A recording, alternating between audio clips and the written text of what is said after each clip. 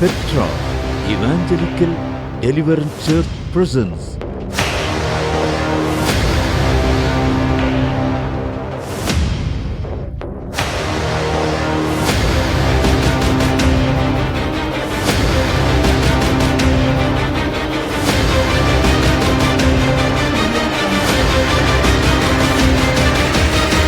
தீர்க்க தரிசன சத்தம், prophetic voice. ரோமர் 8ஆம் அதிகாரம் முதல் வசனத்தை வாசிக்கும் போது, when we read Romans 8 verse 1, வாசிக்கலாம். ரோமர் 8:1. ஆனபடியால் கிறிஸ்து இயேசுவுக்குட்பட்டவர்களாய் இருந்து மாம்சத்தின்படி நடவாமல் ஆவியின்படியே நடக்கிறவர்களுக்கு ஆக்கினை தீர்ப்பில்லை. ஒரு ஆமென் சொல்லுங்களேன் பார்க்கலாம். ஆவியானவருக்குள்ளே வாழ்கிற வாழ்க்கையிலே நாம் நியாய தீர்ப்புக்கு, ஆக்கினை தீர்ப்புக்கு தப்பி விடுவோமா? over here when you live a life that is according to the Holy Spirit, you will escape from the judgment. வசனத்தின்படி வாழ்கிறவர்களுக்கு கர்த்தர் ஆக்கினை தீர்ப்புக்கு விலக்கி தப்புவிப்பாராம். When you live a life that is according to the verse, the word of God, God will cause you to escape from the final judgment. நீ செஞ்ச தப்புக்கு நீ இதெல்லாம் அனுபவிப்ப என்று உங்களை குற்றப்படுத்துகிற எந்த ஆவிகளின் மத்தியிலும் கர்த்தர் உங்களை பார்த்து சொல்றாரு, என்னுடைய வார்த்தையின்படி நீ நடந்தால், என் சித்தத்தின்படி நீ நடந்தால், நான் சொல்லும் வார்த்தைக்கு நீ செவி கொடுத்தால் ஆக்கினை தீர்ப்புக்கு நீ தப்புவாய். In the midst of all these false accusations that is coming upon you, Jesus is telling you just one thing, that I want you to live according to my word, my advices. Only then you will escape from the judgment. இதை செஞ்சதனால தான் நீ இதை அனுபவிக்கிற என்று உங்களை குற்றப்படுத்துகிறானா பிசாசு? Is Satan accusing you, saying because you committed this thing, this mistake, that is why you are suffering now? அதனால தான் நீ இவ்வளவு கஷ்டப்படுறேன்னு உங்களை பார்த்து சொல்றானா? Or are people looking at you and telling that is why you are going through this நான் உங்களுக்கு ஒரு difficulty? ரகசியத்தை சொல்லுகிறேன். Let me share one secret. உங்களை உடைச்சாலும் உங்களை உருவாக்குனாலும் நம்முடைய தேவன் அவர் கையில தான் வச்சிருப்பாரே தவிர பிசாசு கையில நம்மளை விட்டு கொடுக்கவே மாட்டார். The secret is, even when God breaks you and he molds you back, it will only happen in the hands of God. He will never surrender you to the hands of Satan. மனுஷர் கையிலையும் விட்டு கொடுக்க And மாட்டார். he will never surrender you to the hands of men. உங்களை உடைக்கணும்னா அவர் கையிலே தான் வச்சு உடைப்பார். If he wants to break you, he will break you using உங்களை his own திருத்தணும்னா hands. அவர் கையிலே தான் வச்சு திருத்துவார். If he wants to correct you, he will make sure that you're under his hand. விட்டு கொடுக்க மாட்டார். He will never give you up. விட்டு கொடுக்கலையே, விட்டு கொடுக்கலையே, மனுஷ கையிலும் சாத்தான் கையிலும் விட்டு கொடுக்கலையே. சொல்லுங்கள், விட்டு கொடுக்கலையே, விட்டு கொடுக்கலையே, மனுஷர் கையிலும் சாத்தான் கையிலும் விட்டு கொடுக்கலையே. இன்னொரு முறை, விட்டு கொடுக்கலையே, விட்டு கொடுக்கலையே, மனுஷ கையிலும் சாத்தான் கையிலும் விட்டு கொடுக்கலையே.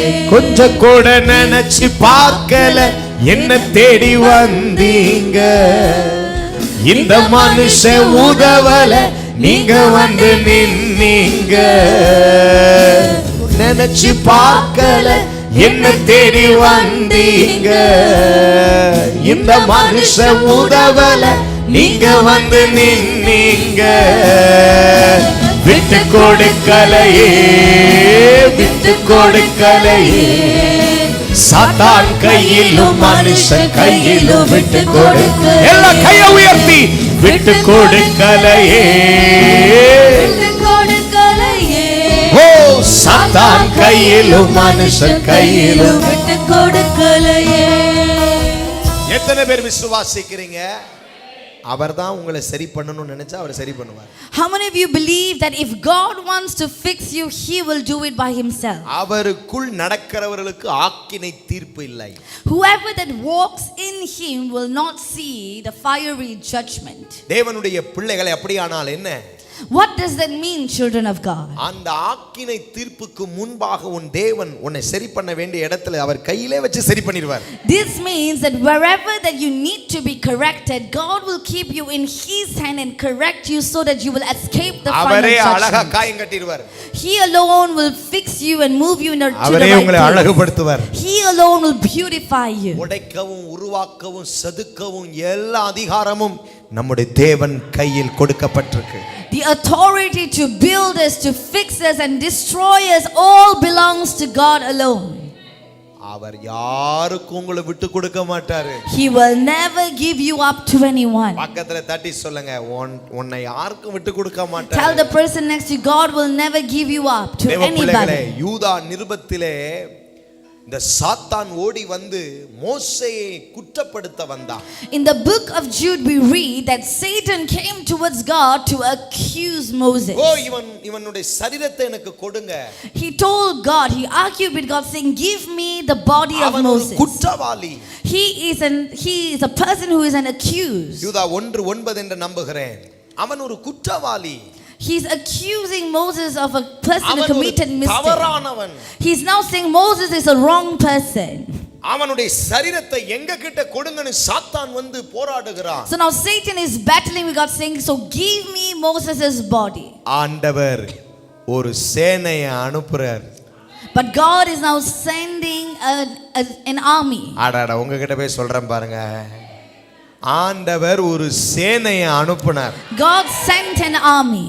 பக்கத்துல தட்டி சொல்லுங்க, சில நேரம் கர்த்தர் சில சீப் டீமன்ஸை அவரே இறங்கிலாம் வந்து துரத்த மாட்டார். Tell the person next to you, sometimes God will not directly come down to chase very cheap demons. அவர் தூதர்களை அனுப்பி விடுறார். He will send his angels. மீகாவேல் தூதர்கள் போனார்கள். The archangel Michael's angels went to fight. மீகாவேல் தூதர்கள் அப்படினா பைபிள்ல யுத்தம் செய்கிறவர்கள். When you speak of the archangel Michael, they are the angels who fights. யாருடைய சரீரத்தை யார் குற்றப்படுத்துவது? Who has the right to accuse this body? இவன் என்னுடைய தாசன். This Moses is my servant. இவன் என்னுடைய மகன். He is my son. இவன் என்னுடைய இரத்தத்தால கழுவப்பட்டவன். He is my son who was cleansed by my blood. தேவ பிள்ளைகளே, மோசே எத்தனையோ தவறு செய்தார். Children of God, Moses has committed so many mistakes. எத்தோப்பியன் ஸ்திரியை திருமணம் பண்ணது ஒரு தவறு. One of his mistakes was him getting married to an Ethiopian woman. ரெண்டு பேர் பேசினதையும் அவர் விட்டு கொடுக்கல. And even when two people spoke against him, God didn't give up on Moses. சொந்தக்காரனா இரு, நீ ரத்த உறவாரு, நீ பேசினா நான் உன்னை விட்டு கொடுக்க மாட்டேன் என்று ஆண்டவர் இறங்கி மிரியாமையும் ஆரோனையும் நியாயம் தீர்த்தார். God said to Miriam and Aaron, I do not care if Moses is your blood tie. He is your brother. But you speaking against him is a mistake and I will never give up on Moses. He is mine. அவன் என்னுடையவன். சத்தம் வரலையே. நீங்கள் அவருடையவர்கள். You belong to God. தேவ பிள்ளைகளே, ஆண்டவர் மோசே இன்னொரு தவறு செய்தான். Children of God, Moses committed another mistake. ஆண்டவர் கண்மலையை பார்த்து பேசினார், ஓங்கி அடிச்சார். God told Moses, speak to the rock, but Moses hit it. என்ன தப்பானாலும் சரி, no matter what mistake it is, கர்த்தர் மோசேயை சிட்சித்தார். God corrected Moses. மோசே பார்த்து சொன்ன, மலைக்கேறு. God told Moses, go on to the mountain. உன் சீட்டு கிழியுது, நீ யோசுவா கையில மரியாதையா கொடுத்துட்டு நீ கீழ இறங்கு. Now your time is already over. I want you to hand over your responsibility to Joshua. எல்லாம் அவர் செய்தார் தான், அவர் அடிச்சார் தான், அவர் குத்துனார் தான், அவர் தான் புடுங்கினார், எல்லாமே ஓகே. ஆனா அதெல்லாம் அவர் தான் செய்வார். It is true that God broke Moses. God treated Moses badly. God did everything Moses, but understand everything happened through the hands of God. ஒரு சைக்கிள் கேப்ல ஒரு கூட்ட பிசாசு வருது. But just within a short gap now, Satans are coming to God to battle. பிசாசுகள் கூட்டம் வந்து சொல்லுது, ஏய் மோசே சரீரத்தை ஏன்டா கொடு, அவன் ஒரு குற்றவாளி, அவன் ஒரு தவறானவன், அவன் ஒரு எத்தோப்பிய ஸ்திரியை திருமணம் பண்ணவன், அவன் ஒரு பொல்லாதவன், அவன் ஒரு சாதாரணமான ஆள் இல்ல, அவன் கடவுள் சொன்னதையே மீறி செஞ்சவன், அவனை கடவுள் தண்டிச்சிட்டாரு. அவன் சரீரத்தை எனக்கு கொடுன்னு சாத்தான் வந்து நிக்குது.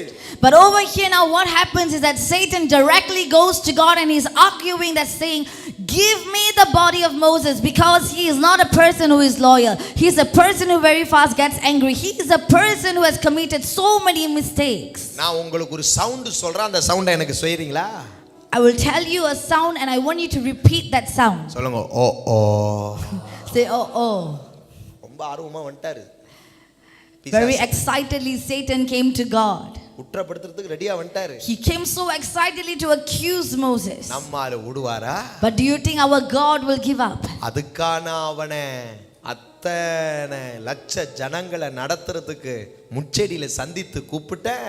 God is saying, is that why I called Moses through the burning bush to bring salvation to a group of people? எகிப்திய அரண்மனையை விட்டுட்டு வர சொன்னது அதுக்கான அழைச்சு வந்தேன். Is that why I brought Moses from the Egyptian palace? ஒரு பிச்சைக்காரனை போல இந்த ஜனங்கள் மத்தியில வாழ வெச்சது அதுக்காக கொண்டு வந்து நடத்துனேன். Is that a reason why I brought Moses to live like a beggar among the Israelites? எல்லாத்தையும் விட்டு தன்னையே யார் என்று காண்பிக்காமல் ஊரை விட்டு ஓடிக்கொண்டு வந்தது அதுக்காக கொண்டு வந்தேன். Is this why I brought Moses to come from his own family and to live here like a nomad? தேவன் என்னுடையவன். He is mine. அவனை நான் சரி பண்ணிக்குவேன். I will correct him. அடிச்சாலும் உதைச்சாலும் உயர்த்தினாலும் அது ஏன் கரம் செய்யும். God is saying, even if I break him, I bring him to the lows and the high, my hand will make it happen. பிசாசை பார்த்து சொல்லுங்க. ஓ ஓ. Look at Satan and said, oh oh. ரொம்ப ஆர்வமா பிசாசு உங்க வீட்டை தேடி வந்துச்சு. Very excitedly Satan came to your houses. நீங்க தப்பு பண்ணிருக்கீங்க தான்.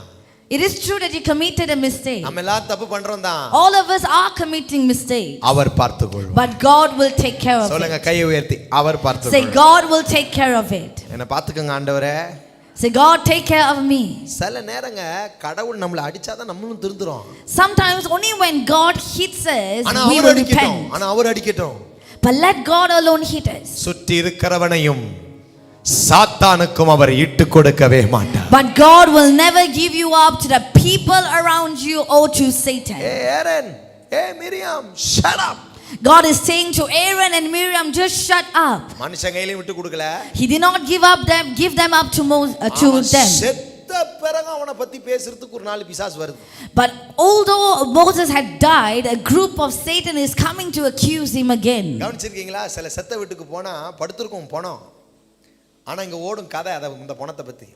Have you been to any funeral houses and you see the dead body is already sleeping there, but then a group of people will come there to just talk about their past life and accuse them more? அந்த பணத்துக்கு மாலையை போட்டுட்டு வர உட்கார்ந்து பேசுவான். They will put a garland for the dead body and they will still speak bad things about them. இந்த செத்து பேச்சு பத்தியா? இது யார் தெரியுமா?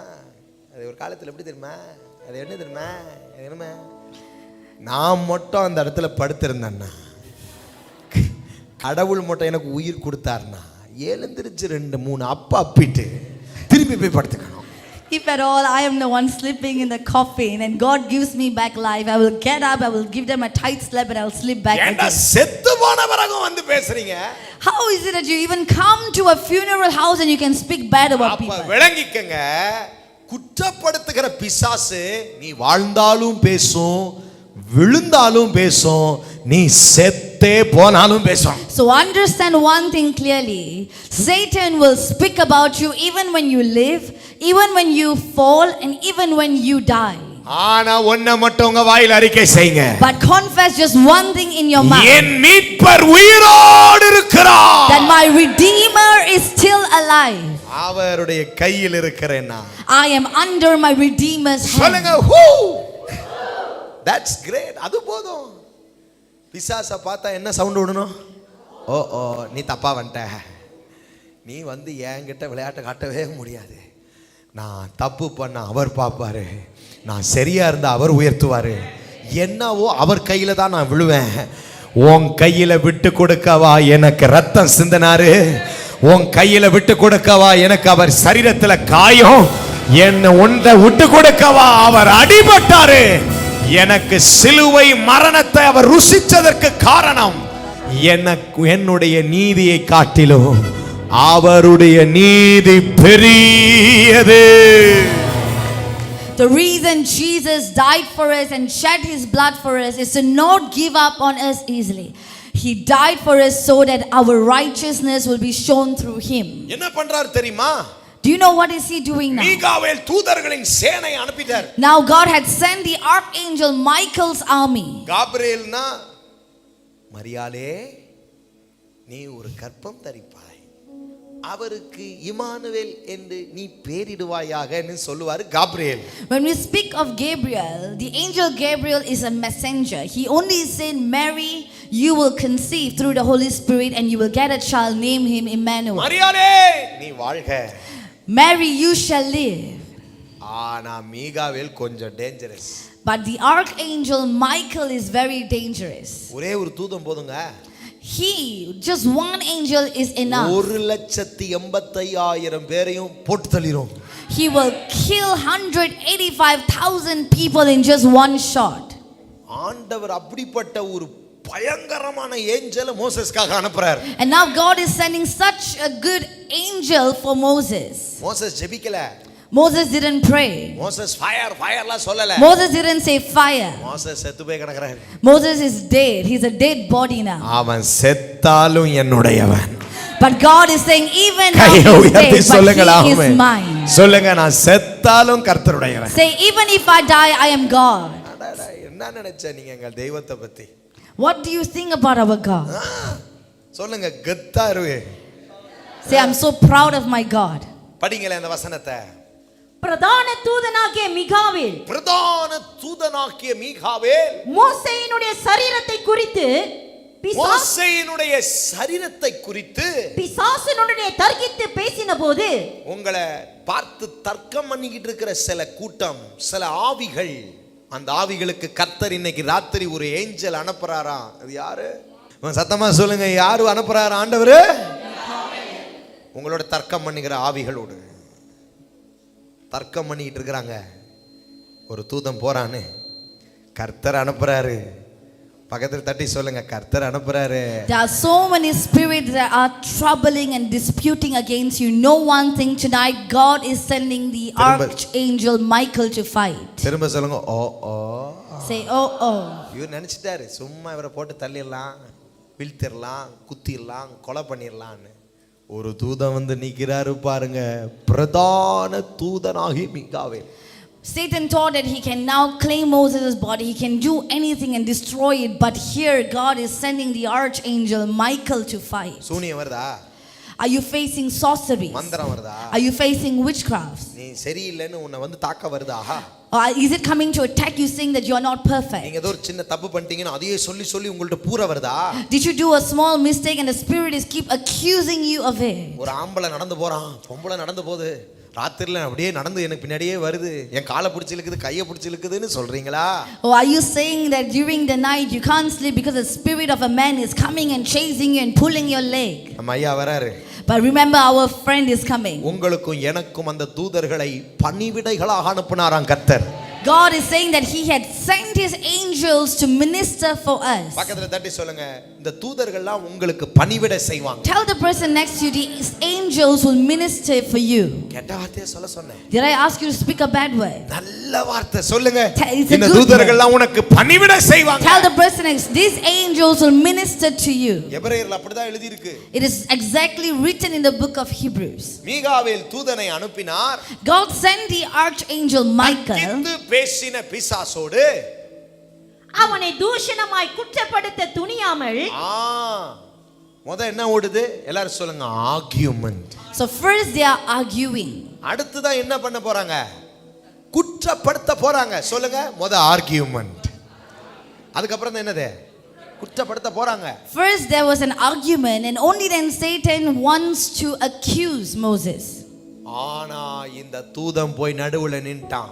But even before that the angel went and stand in between them. உடனே அந்த ஆவிகள் குற்றப்படுத்த துணியாமல், எல்லாம் சொல்லுங்க, துணியாமல்.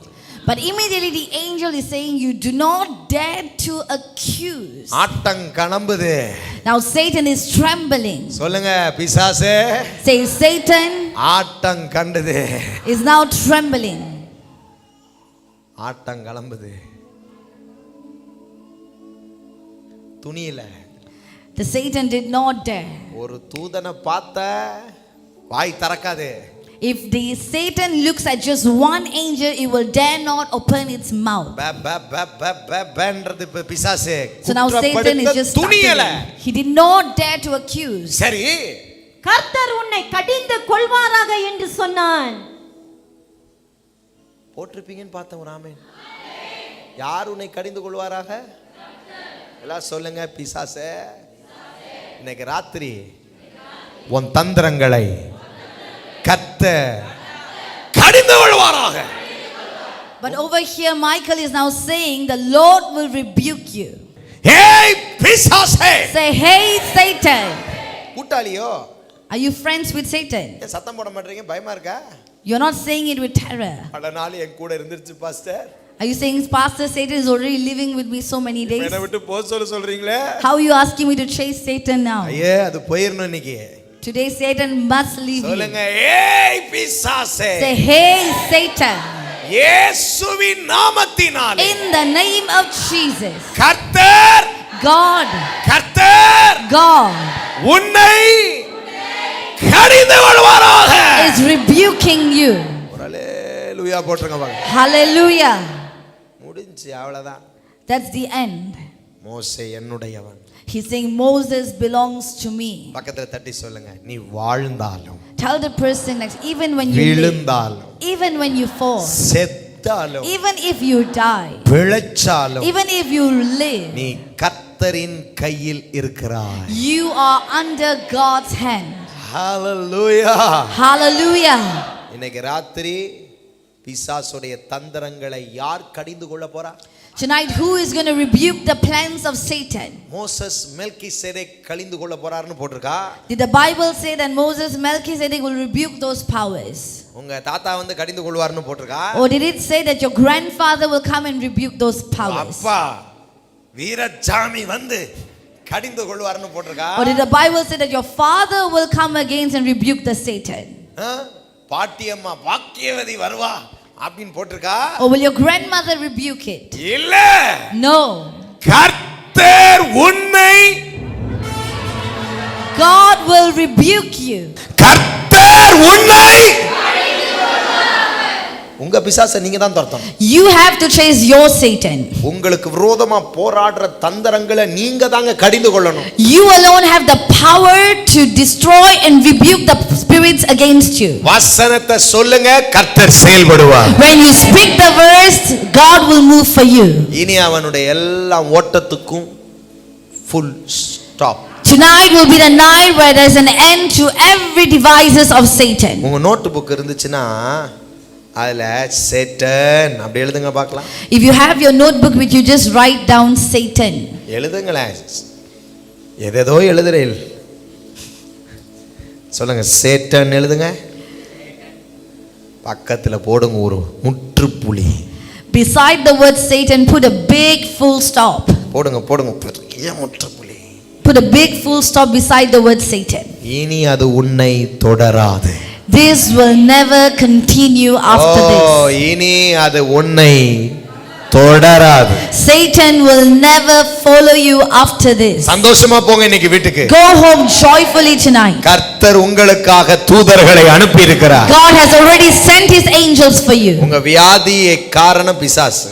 The reason you are sick is because of Satan. உங்களை குற்றப்படுத்தினது பிசாசு. The one who accused you was Satan. உங்களுக்கு கர்த்தர் சொன்ன வார்த்தையை புரட்டினது பிசாசு. The one that twisted the word God gave you was Satan. இதெல்லாம் அவனுடைய devices. All these are the devices that Satan அவன் used. யூஸ் பண்ற கருவிகள். These are the instruments that he uses. நீங்க ரெண்டு தான் பார்க்க முடியுது. Today we can only meditate two. கர்த்தர் இறங்கி இருக்கிறார். But God is already here. கர்த்தர் கடிந்து கொள்ள வந்திருக்கிறார். God has come here to rebuke Satan. சொல்லுங்க பக்கத்துல, கர்த்தர் எனக்காக இறங்கி இருக்கிறார். Tell the person next to you, God is already here to fight for me. பக்கத்து வீட்டுக்காரருக்கு இறங்கலங்க. God did not come here for your neighbor. சொல்லுங்க, எனக்காக இறங்கி. God came here for me. எக்ஸைட்டிங்கா இருங்க. Be excited. பிசாசு ரொம்ப சந்தோஷமா இருக்கிறான். Satan is so happy. ஏன் தெரியுமா? Do you know why? உங்களை மாதிரி ஒரு இழிச்ச வாய் அதுக்கு கிடைச்சிருக்குன்னு சொல்லி சந்தோஷமா.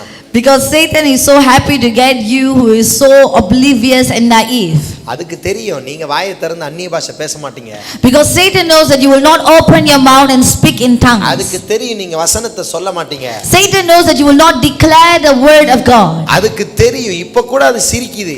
Even now Satan is laughing at you. Moses மெல்கிசேதேக்கே நீ கத்தாதடா, இந்த ஜனங்க என்னை போக விடாதுங்கடா. Satan is laughing at me saying, you don't shout and preach because your people will not leave me. ஆமென் சொல்லுதா பாரு. அது கேக்குது. ஆமென் கூட எப்படி சொல்லுதுன்னு பாரு. Satan is telling me, look at how your people are saying amen. அது பாக்குது. So Satan is watching you. எப்படி சொல்ல போறீங்க ஆமென்? How are you going to tell amen? இது கோமா போடுதா இது full stop போடுதா? I do not know if this amen it has a comma or has a full stop. நான் நம்புறேன். But I believe there is a full stop to this. இப்படி ஆள் காட்டி விரல வச்சு சொல்லுங்க. full stop பிசாசே. Use your pointing finger and say there is a full stop for you, Satan. No, உனக்கு அடுத்து ஒரு எழுத்து கூட எழுத முடியாது. After it says, Satan, I will not even write one letter for you. எப்படி என்ன தைரியம்? உங்களுக்கு எனக்கு ஒரு தைரியம் இருக்கு. கர்த்தர் உன்னை கடிந்து கொள்வார். How come you are so brave to say this?